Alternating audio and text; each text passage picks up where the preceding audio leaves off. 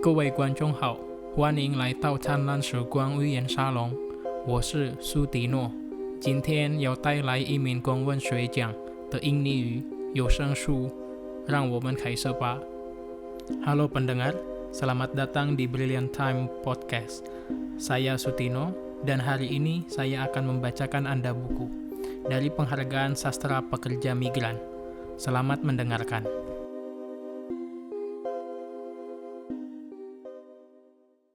Hongse, Eti Dialova.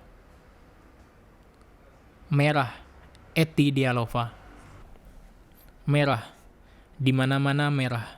Lantai kamar mandi berisi ceceran darah merah. Pandangan mataku sendiri penuh dengan warna merah. Kepalaku berkunang-kunang sebelum aku jatuh. Namaku Arini, usiaku 27 tahun. Saat aku akhirnya memutuskan bekerja di Taiwan. Meninggalkan seorang putri yang berusia 4 tahun, dan juga suami yang baik. Suami yang soleh, rajin mengaji, serta berkepribadian sangat baik. Satu kurangnya, kedua kakinya cacat, semenjak kecelakaan beruntun di Simpang Semarang.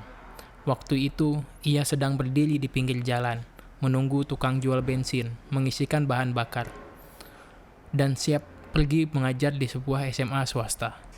Sebuah bus mendadak berdecit-decit dari kejauhan, berjalan oleng dengan kecepatan tinggi, dan menyisir trotoar dengan badannya sebelum ambruk terguling.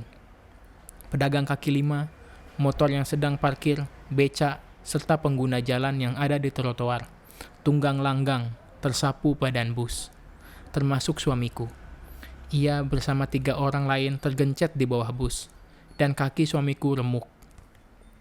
Kedua kakinya harus diamputasi, hingga lutut dan tulang punggungnya mengalami cedera. Harta benda kami habis terjual semua untuk pengobatan. Sawah bapak dan mama satu-satunya ikut terjual. Sementara dari pihak keluarganya, tak ada bantuan mengingat tinggalnya ibu dan adiknya saja yang ia punya. Yang bahkan selama ini hidup mereka bergantung pada kami. Keadaan berubah. Kami yang semula hidup terbilang mapan, harus jatuh miskin. Tak ada lagi rumah kami berdua, karena itu sudah terjual juga. Kami lalu mengontak bulanan di sebuah kamar sempit, berbagi dengan ibu mertua dan adik iparku. Sementara suamiku masih terus di rumah sakit. Semakin hari keadaan semakin payah, tak ada pemasukan, karena selama ini dialah yang bekerja dan mencari nafkah. Ketika keadaan sangat darurat, kami memutuskan kembali ke kampung orang tuaku. Namun, ibu mertua dan adik iparku tidak mau ikut. Mereka tetap bertahan di kotak dan menyambung hidup dengan mengamen. Aku tak mau mengikuti mereka, terutama karena tak ingin anakku semata wayang terjebak kehidupan jalanan. Suamiku yang sudah mulai membaik mau ikut denganku. Kedua kakinya sudah sembuh meski harus duduk di kursi roda, dan sekarang sudah tidak bisa mengajar lagi di sekolah karena kondisinya. Juga masih tersisa cedera di punggung yang membutuhkan terapi lanjutan. Ia kemudian menyibukkan diri, memberikan pelajaran mengaji di langgar dekat rumah, yang tentu saja tak menghasilkan uang. Lalu, disinilah aku akhirnya, negeri Formosa. Setelah mengikuti pelatihan di PJTKI dan berkat bantuan seorang teman, aku bisa mendapatkan majikan yang sangat baik. Tuan dan Nyonya Wo, dengan 2 anak yang sudah beranjak remaja, serta kakek. Tugasku utamaku adalah merawat kakek, lelaki dengan postur yang tinggi dan mantan angkatan militer. Sebenarnya, ia belum bisa dikategorikan sebagai kakek lanjut usia yang renta atau jompo, karena semua hal bisa dilakukannya sendiri. Namun, Tuan dan Nyonya Wo tidak mau jika ia tinggal sendirian ketika mereka jauh. Karena kebetulan mereka tidak tinggal serumah dengan kakek, melainkan 30 km jauhnya. Akulah yang ditugaskan mempersiapkan makanannya, mengingatkan untuk meminum obat dan vitamin, serta menemaninya jika ingin berjalan-jalan keluar. Tentu saja, selain urusan membersihkan rumah, mencuci baju, dan sebagai layaknya pembantu rumah tangga, Lili cantik. Begitu selalu kakek Wan memanggilku. Ia orang yang baik. Sungguh, ia baik. Jika aku sedang berjalan-jalan keluar, ia sering menyuruhku membeli apa yang ku mau. Dan selalu es krim. Sambil ia berjemur di taman dan membaca buku. Biasanya, aku akan menjilati es krim yang kubeli sembari aku membelikan koran pagi untuk kakek. Aku membelikannya di 7-Eleven terdekat taman. Hingga suatu kali, tanpa sengaja, pipiku tercoreng noda es krim. Lili, kemarilah. Ya kek. Tangannya menjangkau pipiku, lalu mengusapnya lembut. Aku terkesiap. Tangannya yang keriput terasa hangat di kulitku. Kotor, ada es krim. Aku tertawa, kukira apa? Takutnya ia kurang ajar atau hendak berbuat mesum.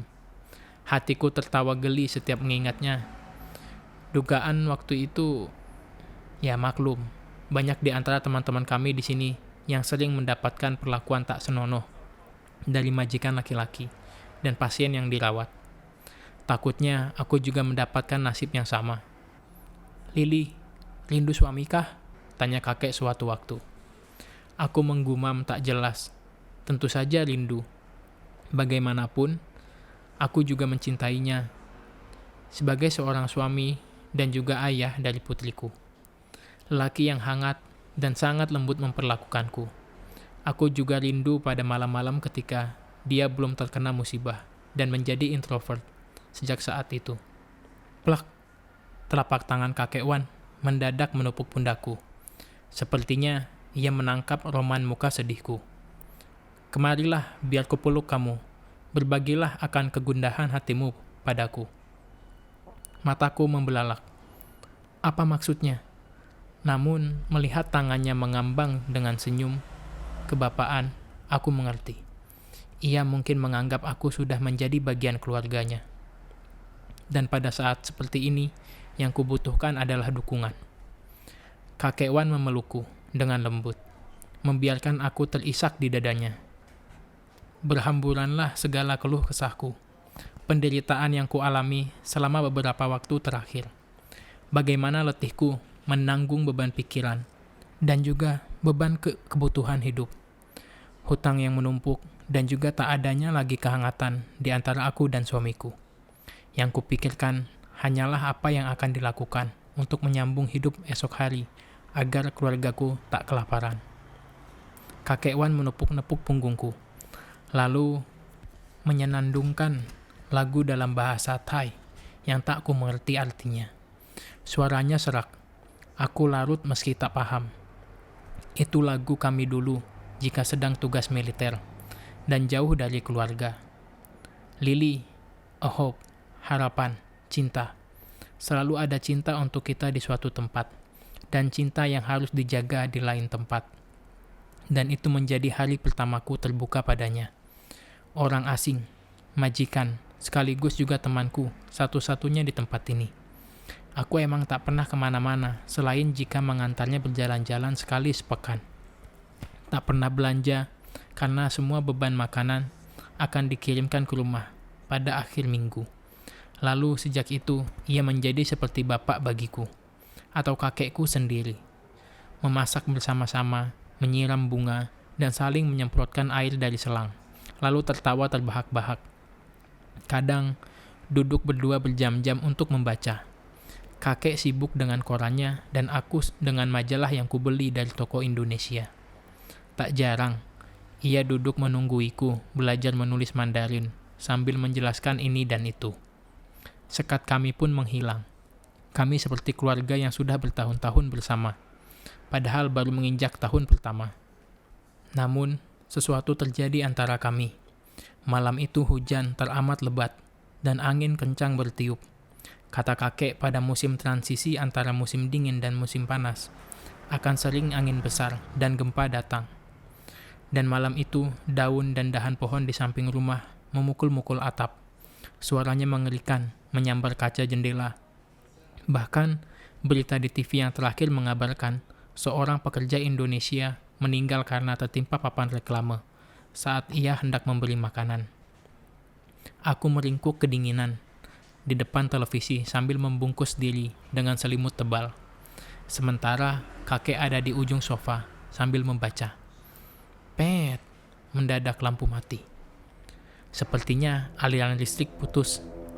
Aku meraba-raba dalam gelap mencari senter, dan kemudian meletakkannya di depan meja. Tak bertahan lama, baterainya habis. Kakek menyalakan lilin dan kembali duduk. Heran, kenapa ia tidak terlihat kedinginan, tetap santai dengan kemeja lengan pendek dan juga celana selutut. Sementara aku seperti nyaris membeku. Lili kedinginan. Aku mengangguk. Ia menepuk pundaknya. Kemarilah, sepertinya cuaca akan terus memburuk sepanjang malam. Aku tak bergerak. Kakeklah yang kemudian bergeser mendekat. Dirangkulnya bahuku yang terbungkus selimut tebal. Lalu memelukku hangat. Benar, ia sangat hangat. Aku meringkuk diam-diam. Namun, karena suasana sangat hening, terdengar hembusan napas kami beradu. Aku mendongak dan tertawa. Kakek juga sedang melihatku dan tertawa. Beginilah dulu, ketika aku pernah dikirimkan untuk bertugas militer. Malam yang dingin dan hening, sementara kerinduan akan rumah membuncah. Seperti juga mungkin rindumu pada rumahku. Lalu, entah apa yang terjadi, kami berdua menjadi berbeda. Kulit keriput kakek bergesekan dengan kulit pipiku. Aroma wanginya tercium di hidungku. Dan ketika angin menggila, kami masing-masing mencari kehangatan. Aku tak ingat, sama sekali tak ingat, yang terasa aku begitu nyaman dalam kehangatan. Kami pun tersadar ketika hari sudah pagi dan sinar menerobos masuk dari jendela samping. Ya Allah, apa yang terjadi dengan kami? Kenapa? Oh ya Tuhan, kenapa kami dalam keadaan, maaf, bugil, tanpa sehelai benang? Pipiku memanas, aku bukan anak kecil, dan dengan cepat kepalaku merangkaikan peristiwa. Peristiwa memalukan di sepanjang sisa hidupku.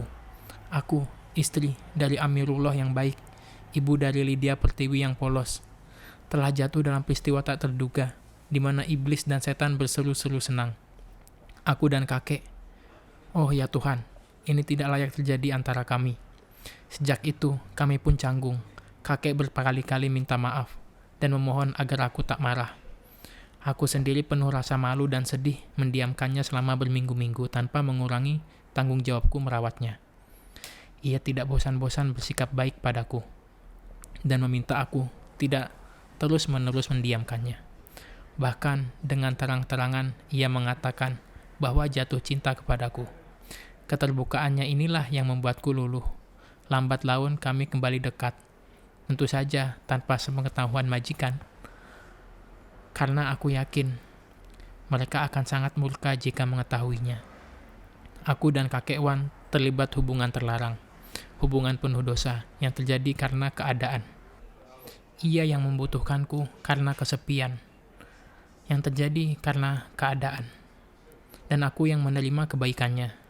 Uang tak berhenti mengalir dari tangannya ke rekeningku, yang tentu saja menjadi harapan besar bagi keluargaku di kampung. Bapak dan mama bisa membeli beberapa hektar sawah kembali untuk pencaharian mereka, membangun rumah kecil untuk suamiku dan Lydia di samping rumah mereka, dan mengisinya dengan berbagai kebutuhan sehari-hari. Ya, suamiku, kubuatkan warung sembako, juga sepeda motor yang dimodifikasi dengan roda tambahan, agar ia bisa berpergian tanpa merepotkan orang lain, terutama untuk mengantarkan anakku ke sekolah. Aku ingin mengangkat ekonomi keluargaku, agar kembali mapan, sehingga jika waktuku habis bekerja di sini, ada kehidupan lain di sana. Sementara itu, benih cinta tumbuh di dalam hatiku, kepada kakek Wan. Ia sangat lembut, juga sangat perhatian kepadaku. Segala kemampuanku dituruti, tanpa pernah menuntut agar aku tidak memikirkan mereka yang ada di Indonesia.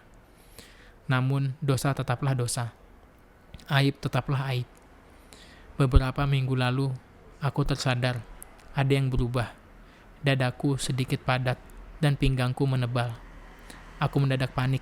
Kenapa aku baru ingat kalau sudah beberapa kali tidak menstruasi?